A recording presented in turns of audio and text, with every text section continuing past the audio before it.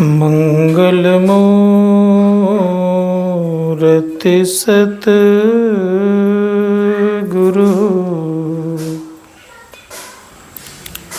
मिलवा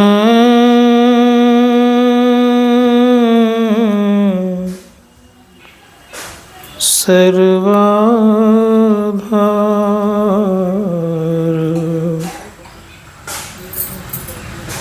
मंगलमय मंगल करन मिलवा बारंबार।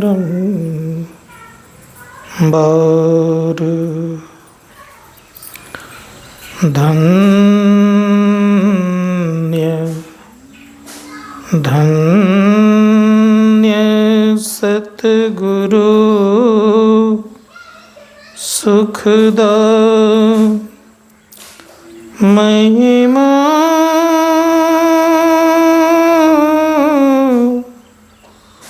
कहीं न जाए। जो कछु कहूँ तुम्हारी कृपा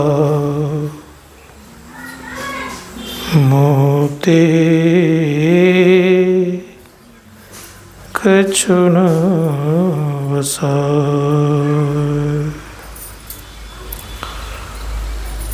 उपस्थित अव्यक्त रूप में संत सद्गुरु द्वय के पावन श्री चरणों में कोटि से नमन।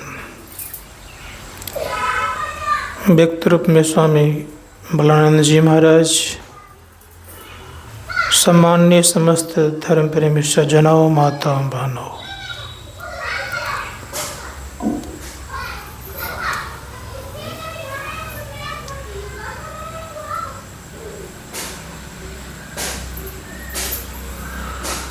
एक साधारण सा कार्यक्रम घर में होता है तो बड़े ही एकाग्रता पूर्वक लोग करते हैं।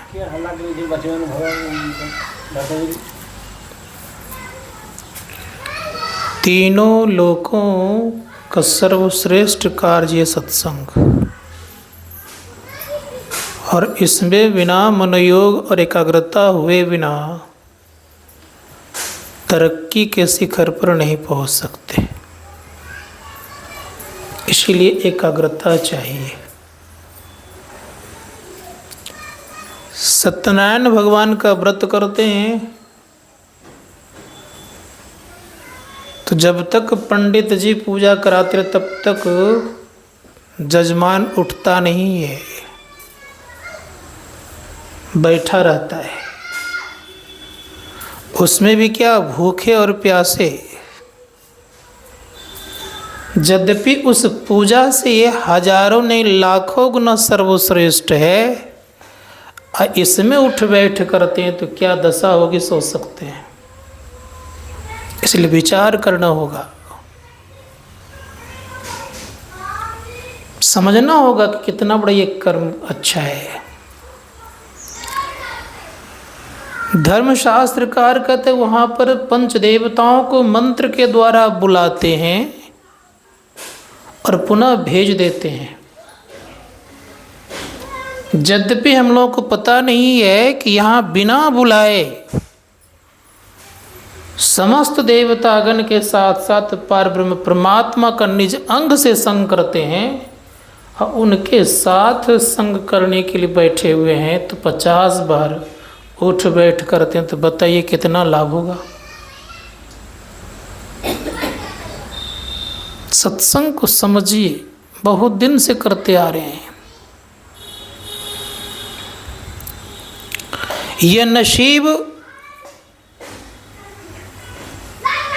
तीनों लोगों को, देवों को नहीं होता है ठीक से। अगर भगवान शिव को सत्संग सुनने की इच्छा होती है, इसी धराधाम पर आते हैं, वो भी सत्संग सुनते हैं और भगवान शिव से बढ़कर के आप लोग नहीं हैं।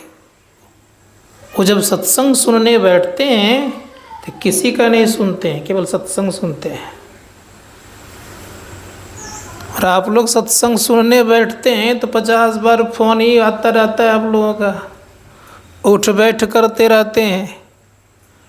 तो फोन विशेष आप लोगों के लिए हो गया, सत्संग पीछे हो गया। ऐसी स्थिति बनी रहेगी तो क्या लाभ मिलेगा। आज एक एकादशी व्रत है, तो कुछ लोगों ने यहाँ से अपना जगह नाप लिया है। घर में लगता है कि माँ तुलसी को साड़ी उड़ी पहनाते होंगे,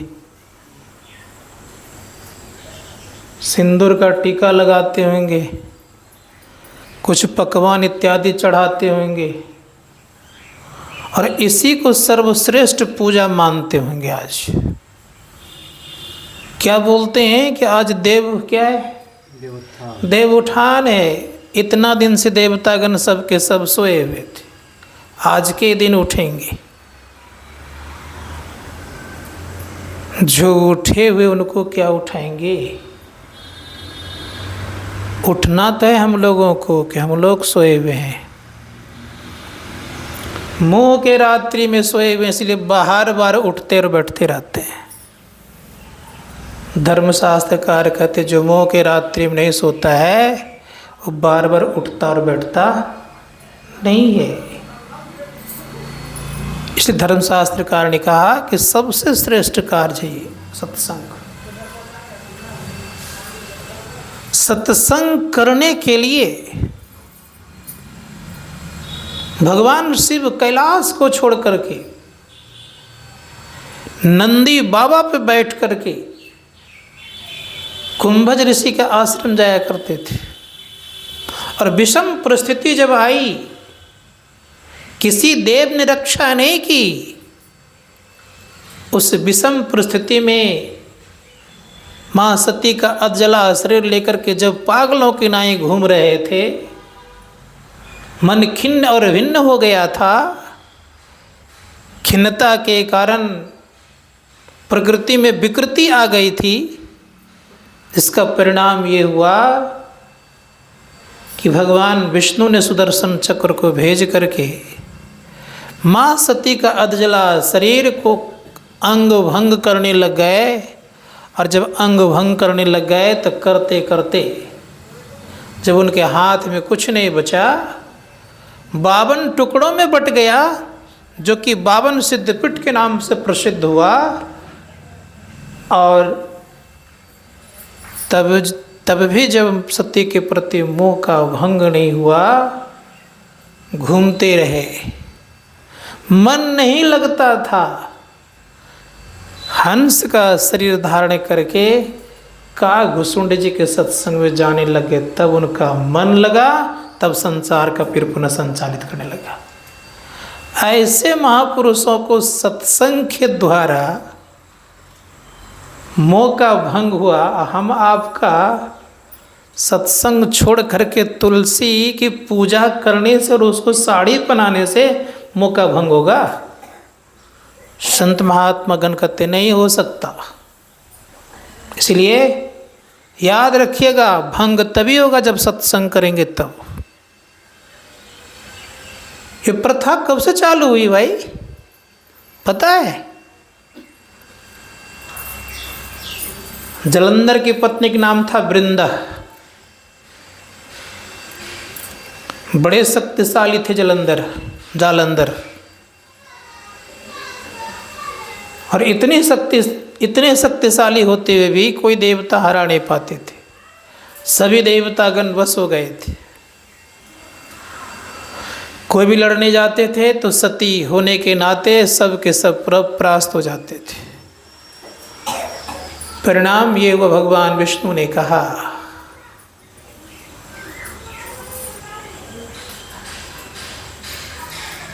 ये जालंधर मरेगा नहीं, और तब तक नहीं मरेगा जब तक सती का सतीत्व भंग नहीं होगा। कहा कौन भंग करेगा?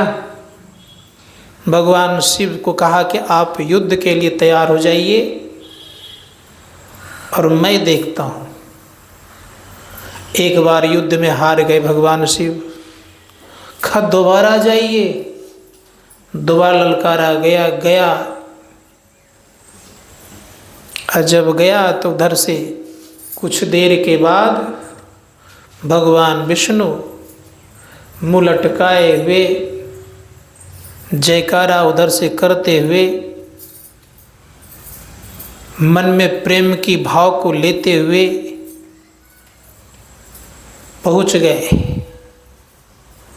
पहुंचने के पश्चात जैसे आलिंगन की स्थिति आई,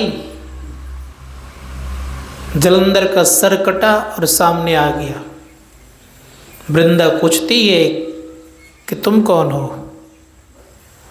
सच बताओ। जैसे सच बताया गया तो भगवान विष्णु हुए कि तुमने मेरे सतीत्व का भंग किया, इसलिए मेरे पति की मृत्यु हुई। अब मैं तुझे देख नहीं सकती।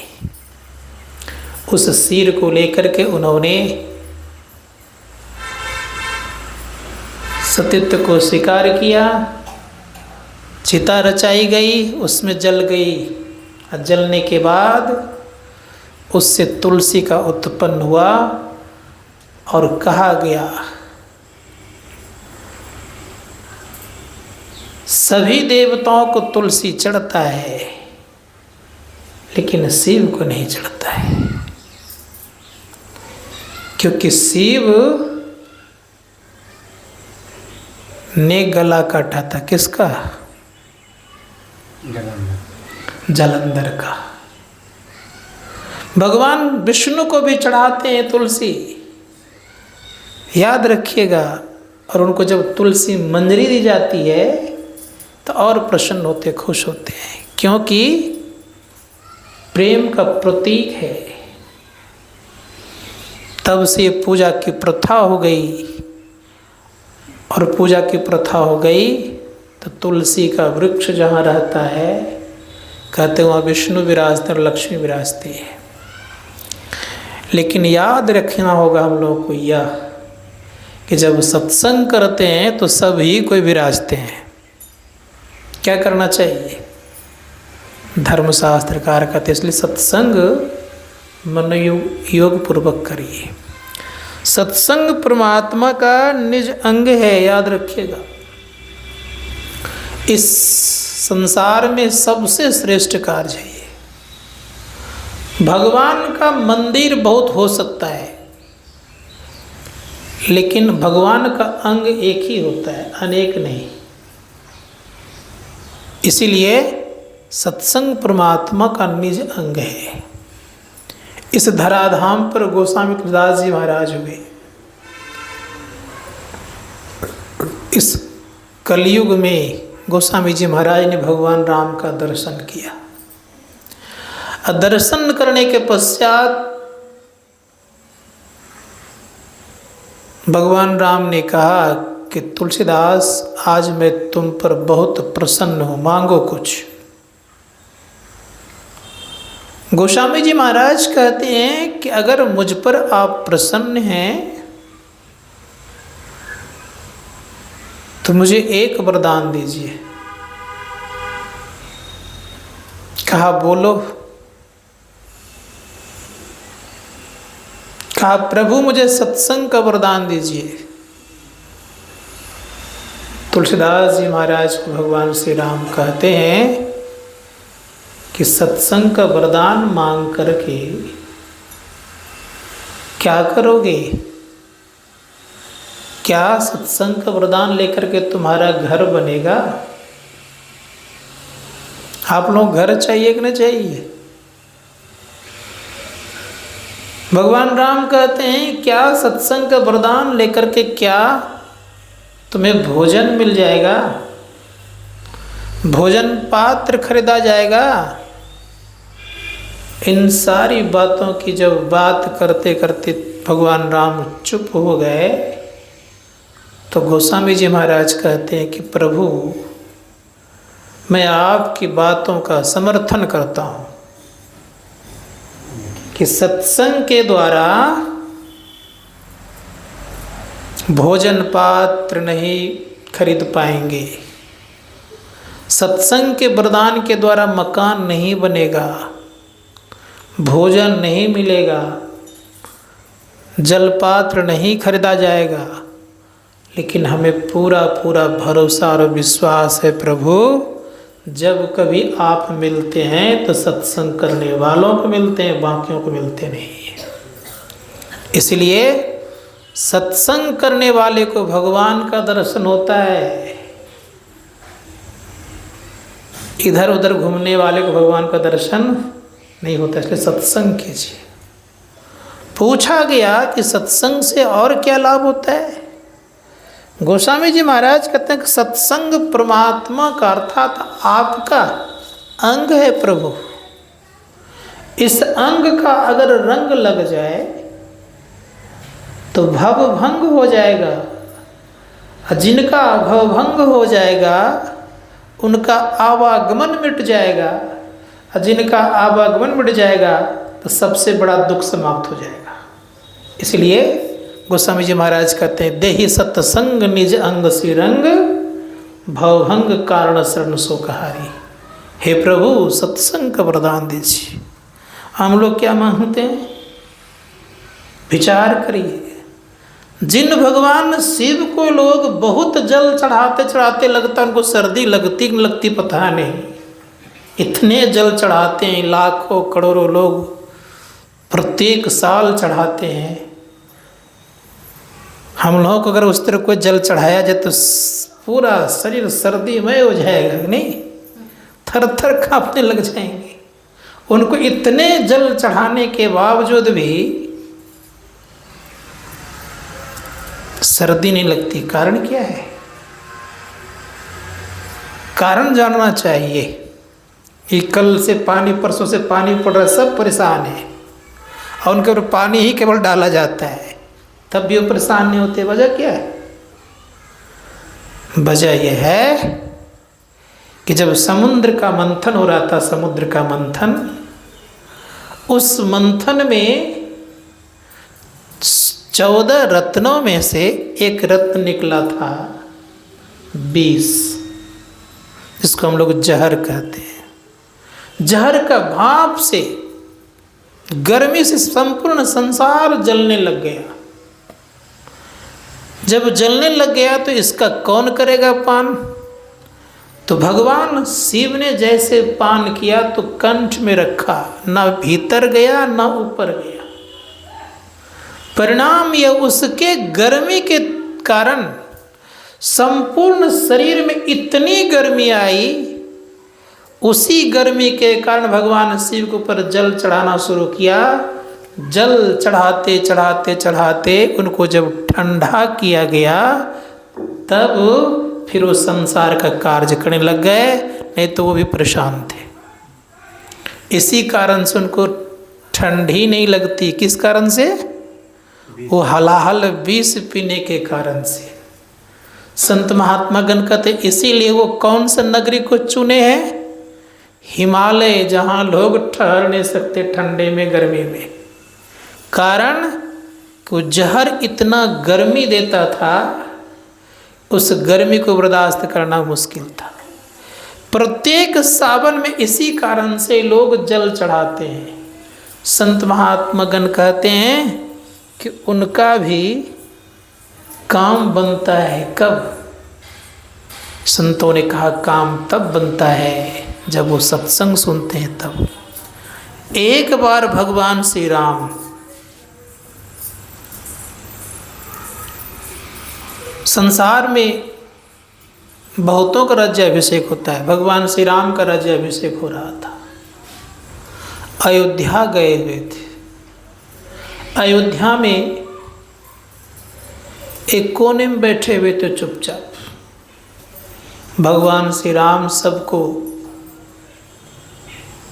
मुमांगा इनाम दे रहे थे, इनाम दे रहे थे।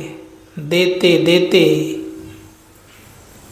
भगवान शिव पर दृष्टि जाती है। भगवान शिव कहते हैं, भगवान शिव से कहते हैं कि भोलेनाथ सबने सब कुछ मांग लिया, आप भी कुछ मांग लीजिए। भगवान शिव कहते हैं कि प्रभु अगर मुझ पर प्रसन्न है तो मुझे एक वरदान दीजिए। कहा क्या? बोलिए। भगवान शिव कहते नाथ एक वर मांगहूँ, हरखी दे श्री रंग, अपद सरोज अनुपायनी, भक्ति सदा सत्संग। कहे प्रभु मुझे एक वरदान दीजिए। कौन सा? सत्संग का। क्यों? कि सत्संग का वरदान ही हमारा कल्याण कर सकता है, दूसरा और कोई वरदान नहीं चाहिए।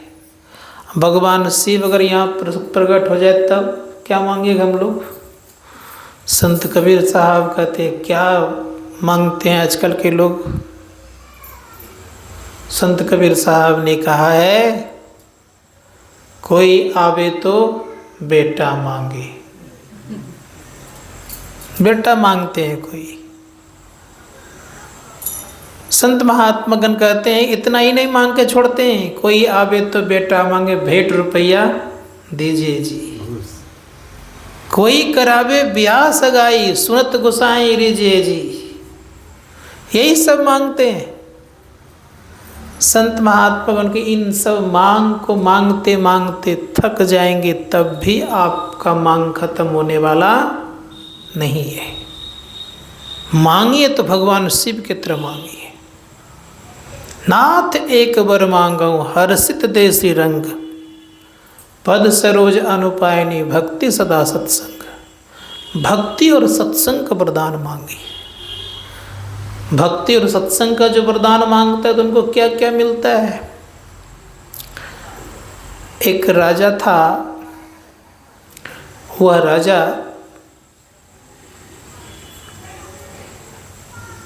सोचने लग गया कि एक अच्छा सा राज्य को चलाने वाला कोई होना चाहिए। 7 तल्ले का मकान था। 7 तल्ले पर उन्हें एक नियम बनाया। प्रथम तल्ले पर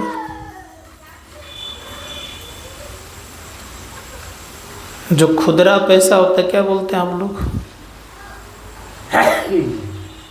रेचकी वगैरह, उसको बिछा दिया। अठन्नी, चौन्नी, एक टकिया, 10 पैसला, सब कुछ बिछा दिया आराम से। दूसरे मंजिले पर उन्होंने रुपये केवल बिछाया। तीसरे मंजिल पर चांदी बिछा दिया। चौथे पर मोती बिछाया। 5वें पर एक पन्ना आता है, बड़ा कीमती पत्थर होता है, उसको बिछा दिया। 6ठे पर सोना बिछा दिया। 7वें पर खुद अपने, 6ठे पर हीरा और 5वें पर सोना, और 7वें पर खुद बैठ गए अपने। जिनकी जितनी बुद्धि थी उसी हिसाब से वो लोग आने लग गए। सबों को दिया आदेश कि जिनको जो चीज़ लेना है ले जाओ। देखा बहुत पैसा है नीचे में, तो बोरा में भर भर करके लेके लोग जाने लग गए। कुछ लोगों ने सोचा कि अच्छा इसके ऊपर क्या देखना चाहिए, देखा वहाँ नोट है तो भी उठा के लेके जाने लग गए। उनमें से कुछ लोगों ने और कहा देखते इसके ऊपर क्या है, तो कहा देखा चांदी का केबल, तो चांदी को ले जाने लग गए। उसके ऊपर देखा तो कहा अरे उससे ज़्यादा कीमत, तो उसको लेने लग गए। 5वें पर जब गए तो देखा कि सोना, उसमें 2 आदमी गए, 3 आदमी गए, ज़्यादा नहीं गए। तो सोना 1-2 आदमी लेकर के चल दिए, 1 आदमी लेकर चल दिए। दूसरा पहुँचे, देखते कि हीरा है, वो भी उठा के लेके चलती। एक आदमी कहते हैं कि जहाँ ऊपर बढ़ते जाता हूँ तो कीमती पदार्थ मिलते जाता है, तो सबसे ऊपर क्या होता है देखते हैं। तो जैसे सबसे ऊपर गया तो वहाँ राजा बैठा हुआ था, थाली में खूब सुंदर ढंग से बड़े प्रेम से राज मुकुट रखा हुआ था। जैसे वो बंदा पहुँचा, उसको बिठाया, राज मुकुट माथे में दिया, राजा घोषित कर दिया। त्याग रखेंगे तभी आप आगे बढ़ेंगे, खुचरे में पड़े रहेंगे तब कहाँ से क्या होगा। संत महात्मा गण कहते हैं ये त्यागियों का मत है, याद रखिएगा, धथुरों का मत नहीं है, धूर्तों का मत नहीं है, ये संत मत है। और जिंदे में मुक्ति मिलती है, याद रखिएगा, मरने पर नहीं। ये कायर और कूरों का मत नहीं है। ये किसका मत है? सूरों का मत है। ये संत महात्मा गण कहते हैं यह मत सूरों का, यहाँ न काम कायर कूरों का। यह कायर और कूरों का काम नहीं है। सूर बनने के लिए कहते, इसलिए हमारे गुरुमा ने कहा आओ बीरो मर्द बनो, अब जेल तुम्हें तजना होगा। मर्द बनने के लिए कहता है, यहाँ कायर बनने नहीं कहता है। मर्द बनेगा वही जेल को त्याग सकता है, जो मर्द नहीं बनेगा वो जेल को क्या त्याग सकेगा भाई। इसलिए कहा आओ बीरो मर्द बनो, अब जेल तुम्हें तजना होगा। यह मन को निग्रह करने के लिए कहा जाता है, लेकिन मन का निग्रह तो होता नहीं है, मन फैला रहता है, तो कहाँ से क्या मिलेगा। मन निग्रह के समर क्षेत्र में सन्मुक्ति डटना होगा। वक्त नहीं है ये बीरो अब गाफिल होकर के सोने का वक्त नहीं है, फिर भी हम लोग सोते रहते हैं। चादर तान करके 3 बजे भोर में किसी को नहीं दिखाते हुए आया तक पे क्या, एक भी व्यक्ति ने आया। 5 बजे देखता हूँ तो 5:30 उधर से घंटी बजती है गेट की। ये स्थिति रखे हैं क्या ध्यानाभ्यास। 5 बजे भी किसी का ठिकाना नहीं है। विचारिए, इसीलिए मैंने कहा वक्त नहीं है ये वीरो अब गाफिल होकर के सोने का। बिंदु राह से निकल बहादुर तम मंडल टपना होगा। संत महात्मा गण कहते हैं ध्यानाभ्यास में लोग अगर डटेगा नहीं तो क्या मिलेगा उनको।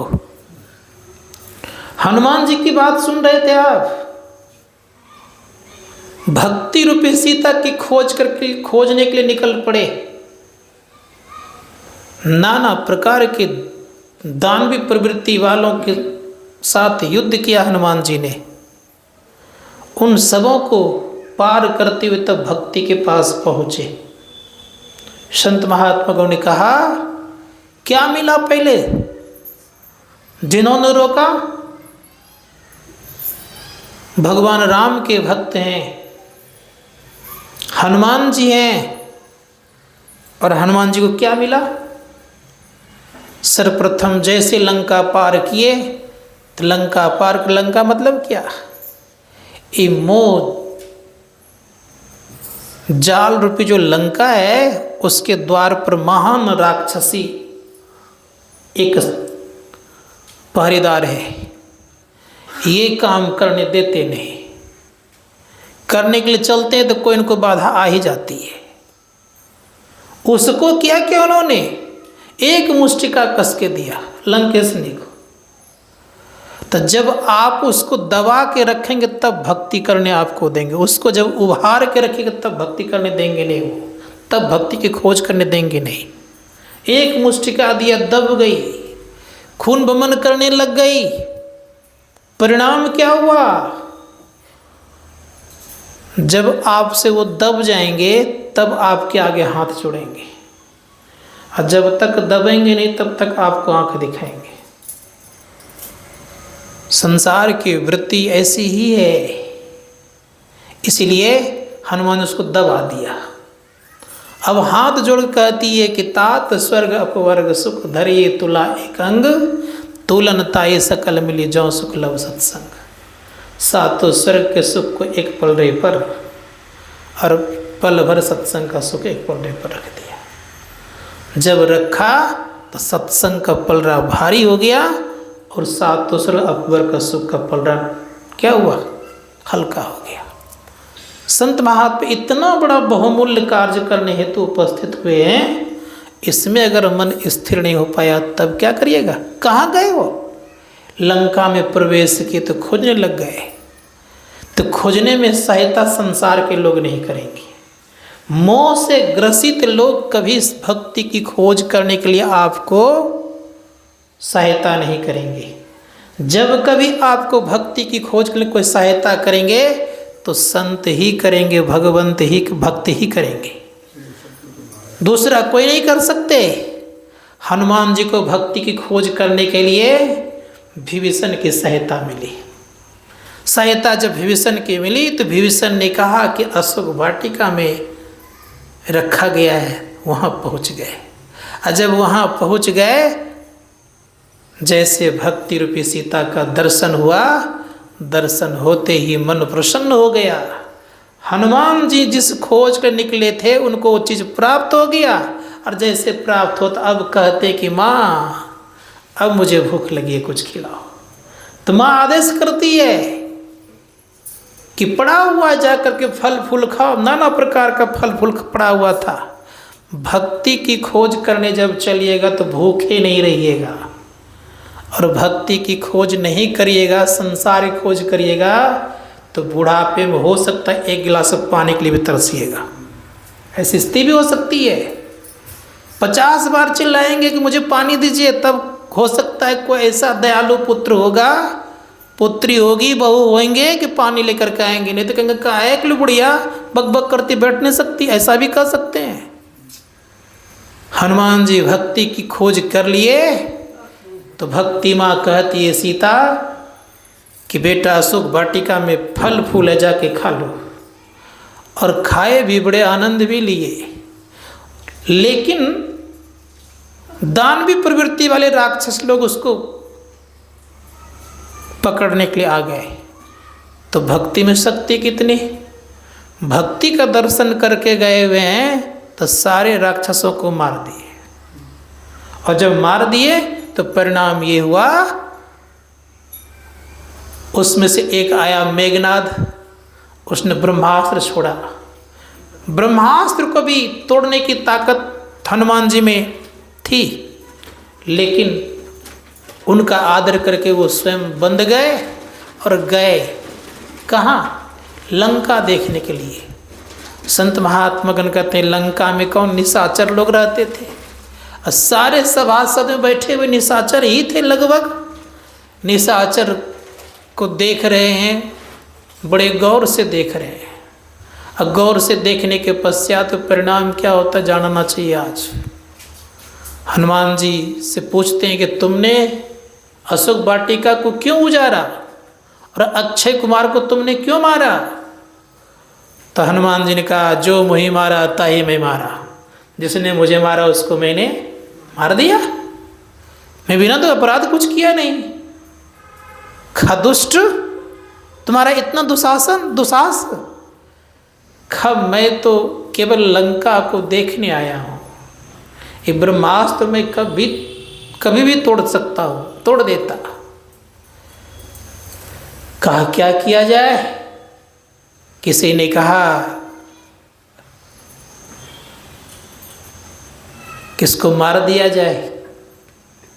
उसमें से राम के भक्त विभीषण थे, उसने कहा कि दूत को मारना अच्छी बात नहीं है। कहा क्या किया जाए। कहा बांदरों को पूंछ बड़ी प्यारी होती है, पूंछ में आग लगा दिया जाए। तो पूंछ के तरफ अपना और मुँह बढ़ा दिए, अब मुँह जब बढ़ा दिए तो कहा पूंछ में आग लगा दिए। पूरे लंका का सुनते हैं कपड़ा वपड़ा लगा दिया गया, तेल दे दिया गया, उसमें आग लगा दिया। और आग लगा दिया तो परिणाम ये हुआ कि लंका को जला दिया उन्होंने।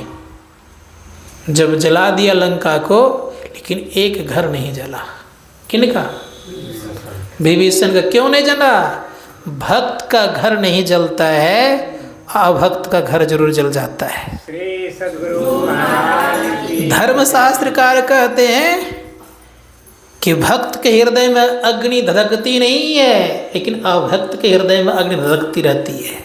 इसीलिए ज़्यादा परेशान भक्त नहीं, संसार के लोग होते हैं। संत महात्मागण कहते हैं कि अगर जीवन में कल्याण चाहते हैं तो कोशिश कीजिए या कि मोक्ष के द्वार पर पहला द्वारपाल भक्त ही होते हैं। इसीलिए कहा मोक्ष द्वारे द्वारपालाश्च चत्वारः परिकृता समो विचार संतोष चतुर्थ साधु संगमा।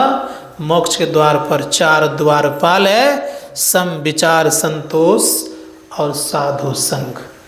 अर्थात साधुओं का संग करेंगे तो निश्चित याद रखिएगा सम विचार संतोष आएगा। पहले संतोष आएगा तो आपका एक दिन विचार अच्छा आएगा। विचार अच्छा आएगा तो सब में एक दिन समता वाली दृष्टि आएगी।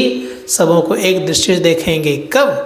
जब अंतिम साधना करेंगे तब। इसलिए मैं कहना चाहूँगा साधना के पथ पर चलने वाले को कोशिश करना चाहिए कि हर हमेशा अपने आप को समेटने का प्रयास और प्रयत्न करेंगे तो आगे बढ़ेंगे। समय ज़्यादा हो गया। बोलिए प्रेम से श्री सद्गुरु महाराज की जय।